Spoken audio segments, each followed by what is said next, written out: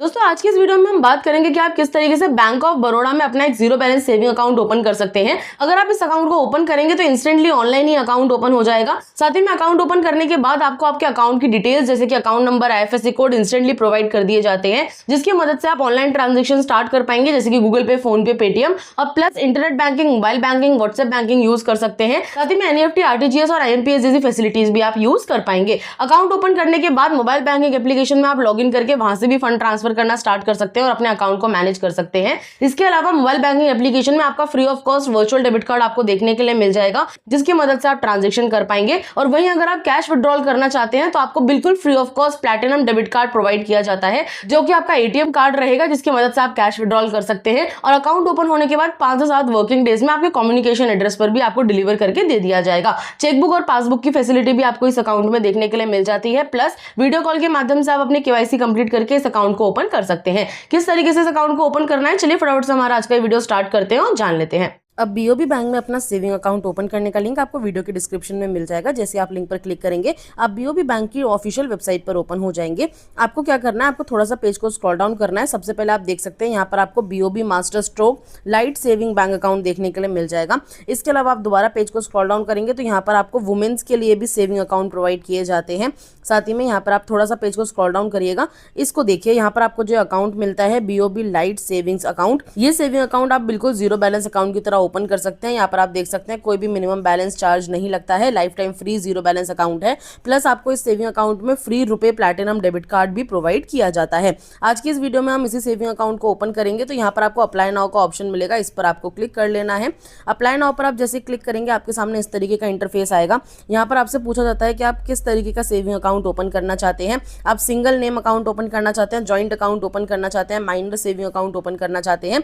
तो आज की इस वीडियो में हम सिंगल सेविंग अकाउंट ओपन करने वाले हैं, तो सिंगल नेम अकाउंट वाले ऑप्शन पर ही हम क्लिक रहने देंगे और उसके बाद नीचे कंटिन्यू पर क्लिक करेंगे। इसके बाद अब आप देखिए यहाँ पर आपको बताया जाता है कि आपके पास क्या क्या चीजें मौजूद होनी चाहिए। तो सबसे पहले तो आपके पास आपका पैन कार्ड होना चाहिए, आधार कार्ड होना चाहिए, एक मोबाइल नंबर जिसको आप अपने आधार कार्ड से लिंक करके रखेंगे। जिस मोबाइल नंबर से आप अपने अकाउंट को ओपन करने वाले हैं वो मोबाइल नंबर आपका रजिस्टर होना चाहिए आपके आधार कार्ड से, यानी कि लिंक होना चाहिए। एक ईमेल आईडी आपके पास होनी चाहिए। इसके अलावा लोकेशन वगैरह आप ऑन कर दीजिएगा और आपकी जो एज है वो 18 साल से ऊपर की होनी चाहिए।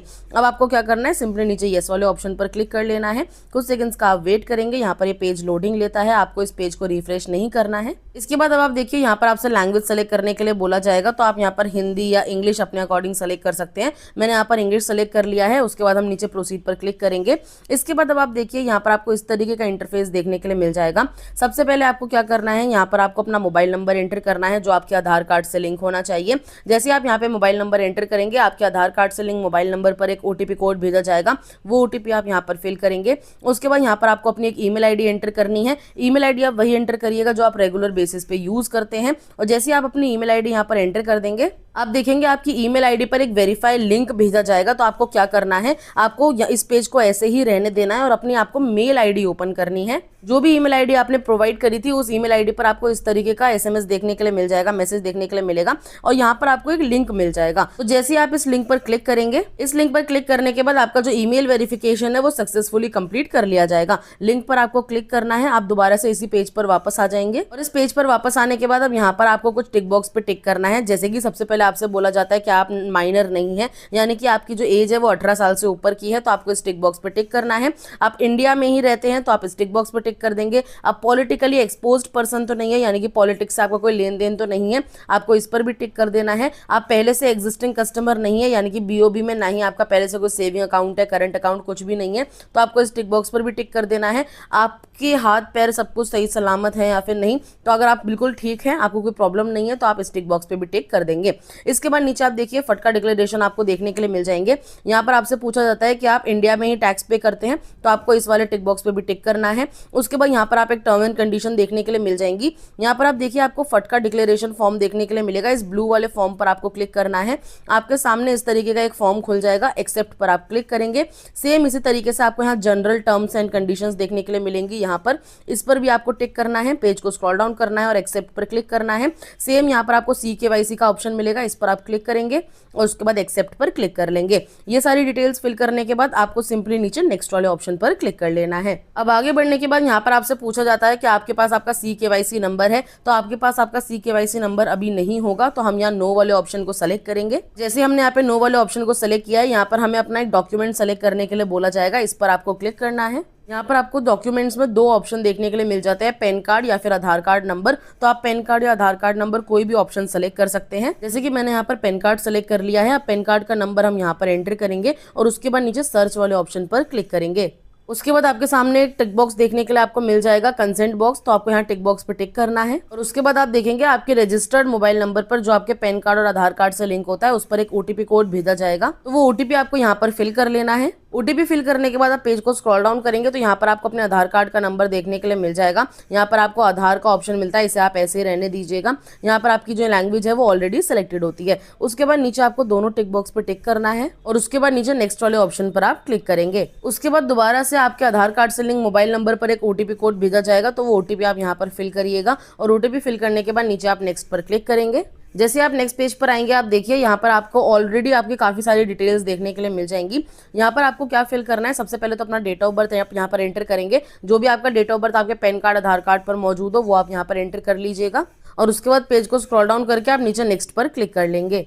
इसके बाद अब आप देखिए आपने अभी तक जितनी भी डिटेल्स फिल करी हैं, जो आपके आधार कार्ड पर आपकी डिटेल्स मौजूद हैं, आपका फोटोग्राफ, आपका नाम, मोबाइल नंबर, आधार कार्ड का नंबर, पैन कार्ड का number, gender, date of birth और साथ ही में आपके आधार कार्ड पर जो एड्रेस मौजूद है वो भी आप यहाँ पे चेक कर सकते हैं। आप पेज को स्क्रॉल डाउन करेंगे तो यहाँ पर आपसे पूछा जाता है कि आप अपने आधार कार्ड वाले एड्रेस पर ही रहते हैं, क्या आधार कार्ड वाला एड्रेस ही आपका कम्युनिकेशन एड्रेस है। अगर आप अपने आधार कार्ड वाले एड्रेस पर ही रहते हैं तो येस वाले ऑप्शन को आप सेलेक्ट कर लेंगे, लेकिन अगर आप अपने आधार कार्ड वाले एड्रेस पर नहीं रहते, कहीं और रहते हैं, तो नो वाले ऑप्शन को सेलेक्ट करिएगा और उसके बाद अपना कंप्लीट एड्रेस आपको फिल करना है। उसी एड्रेस पर आपका डेबिट कार्ड, चेकबुक, पासबुक आपको भेजा जाएगा और उसी एड्रेस के हिसाब से आपको ब्रांच भी अलॉट करके दी जाएगी। तो इस बात का आपको बहुत ध्यान रखना है।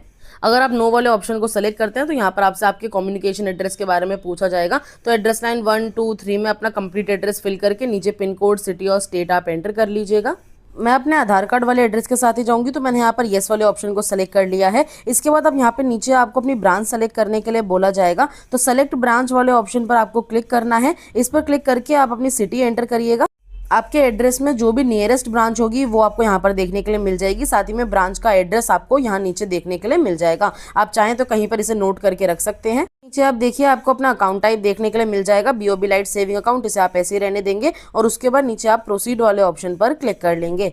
अब आगे बढ़ने के बाद यहाँ पर आपको अपनी कुछ पर्सनल डिटेल्स फिल करनी है। जैसे कि सबसे पहले यहाँ पर आपको अपने फादर का नेम एंटर करना है। यहाँ पर आप उनका टाइटल सेलेक्ट करेंगे मिस्टर, और उसके बाद यहाँ पर आप नीचे अपने फादर का फुल नेम एंटर कर लेंगे। उसी तरीके से मदर का टाइटल यहाँ सेलेक्ट करेंगे और मदर का नाम आपको अपना नीचे एंटर कर लेना है। मदर का टाइटल आप मिसेस ही सेलेक्ट करेंगे। पेज को स्क्रॉल डाउन करेंगे तो यहाँ पर आपसे पूछा जाता है आपका रिलीजन, तो आप हिंदू, मुस्लिम, सिख, ईसाई जो भी हैं वो यहाँ पर सेलेक्ट कर लीजिएगा। नीचे आपको नंबर ऑफ डिपेंडेंट्स बताना है, यानी कि आपकी फैमिली में कितने लोग आपके ऊपर डिपेंडेंट हैं। मान लेते हैं आप ओनली पर्सन है जो पैसे कमाते हैं और आपके ऊपर 2 लोग डिपेंडेंट है, आपकी वाइफ और एक बच्चा, तो आप 2 लोग यहाँ पर एंटर, 2 पर्सन यहाँ पे आप सेलेक्ट कर सकते हैं। उसके बाद नीचे आपसे पूछा जाएगा आपको कोई डिसेबिलिटी तो नहीं है, आपके हाथ पैर में कोई प्रॉब्लम तो नहीं है, तो नो वाले ऑप्शन को आप सेलेक्ट करिएगा। उसके बाद यहाँ पर आपको अपने प्लेस ऑफ बर्थ बताना है, आपने किस जगह पर जन्म लिया था। साथ ही में यहाँ पर आप अपना एजुकेशन क्वालिफिकेशन बताएंगे, आपने कितनी पढ़ाई करी हुई है, 10th, 12th, BA, ग्रेजुएट, जो भी आपने पढ़ाई करी है वो आप सेलेक्ट कर सकते हैं। उसके बाद एम्प्लॉयमेंट स्टेटस में आप बताएंगे आप सैलरीड पर्सन है, सेल्फ एम्प्लॉयड है, हाउसवाइफ है, रिटायर्ड पर्सन है या फिर स्टूडेंट है, वो आप अपने अकॉर्डिंग सेलेक्ट कर सकते हैं। नीचे आपसे आपकी मंथली सैलरी पूछी जाती है, आप महीने के जितने भी पैसे कमाते हो वो आप यहाँ पर एंटर कर लीजिएगा। उसके बाद यहाँ एक्सपेक्टेड टर्नओवर आप बताएंगे, यानी कि साल भर में आप कितना टर्नओवर करते हैं, साल भर की आपकी कितनी इनकम हो जाती है, तो वो आप महीने का कैलकुलेट करके अपने हिसाब से लिख लीजिएगा। उसके बाद यहाँ पर आपको अपना सोर्स ऑफ इनकम बताना है, आपको किस तरीके से अर्निंग होती है। अगर आप जॉब करते हैं तो सैलरी सेलेक्ट करिएगा, बिजनेस करते हैं तो बिजनेस, अगर आप हाउसवाइफ, रिटायर्ड पर्सन या स्टूडेंट है तो आप फैमिली इनकम, डिपेंडेंट इनकम या इंडिपेंडेंट इनकम सेलेक्ट कर सकते हैं।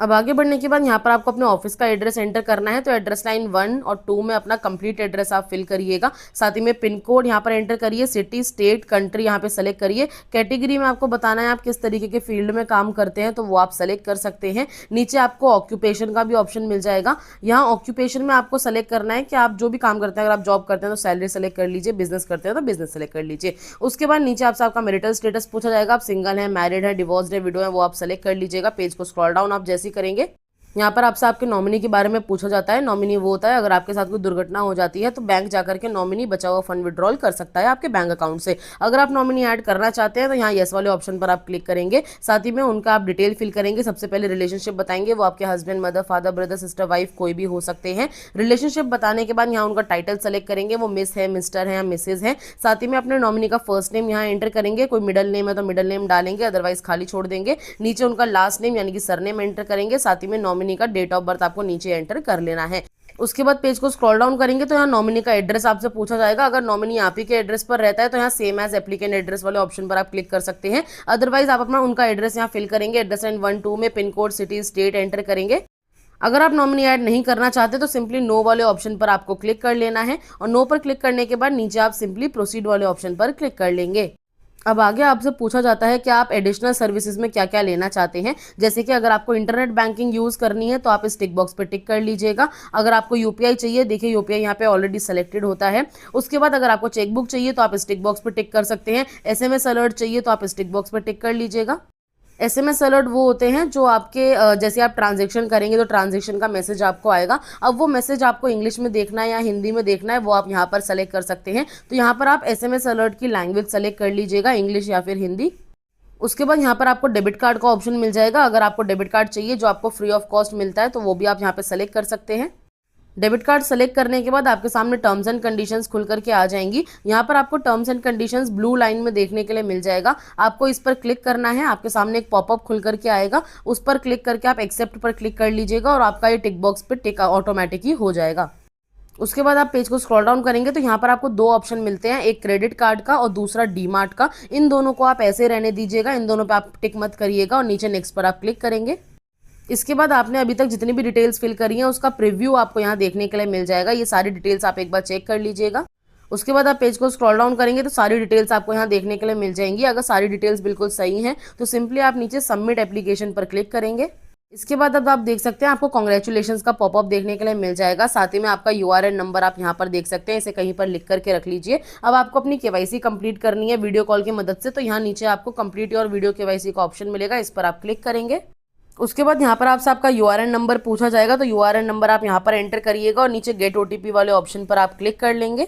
उसके बाद आपके दिए हुए मोबाइल नंबर पर एक ओटीपी कोड भेजा जाएगा, वो ओटीपी आप यहाँ पर फिल करेंगे और उसके बाद नीचे सबमिट ओटीपी वाले ऑप्शन पर आप क्लिक करेंगे। ओटीपी फिल करने के बाद इस तरीके का इंटरफेस आपके सामने आएगा। या नीचे आपको टिक बॉक्स पर टिक करके स्टार्ट वाले ऑप्शन पर क्लिक करना है। उसके बाद आपकी एक वीडियो कॉल स्टार्ट हो जाएगी आपके एजेंट के साथ, जो कि आपका ओरिजिनल पैन कार्ड साथ ही में आधार कार्ड चेक करेगा। इसके अलावा आपसे एक पेपर के ऊपर सिग्नेचर करवा करके देखेगा। कोशिश करिएगा आप एक शांत कमरे में बैठे ताकि आपकी केवाईसी एक ही बार में कंप्लीट हो सके। और केवाईसी कंप्लीट होने के बाद आपको अपने अकाउंट की सारी डिटेल्स मिल चुकी हैं, तो आप मोबाइल बैंकिंग एप्लीकेशन में लॉगिन करके वहां से फंड ट्रांसफर करना स्टार्ट कर सकते हैं। आई होप आज का ये वीडियो आपको इन्फॉर्मेटिव लगा होगा। अगर आपको कोई डाउट्स हो तो आप मुझे नीचे कमेंट बॉक्स में पूछ सकते हैं, मैं आपके कमेंट्स का जरूर रिप्लाई करूंगी। अब मैं मिलती हूँ आपसे नेक्स्ट वीडियो में नेक्स्ट टॉपिक के साथ। आज के लिए धन्यवाद।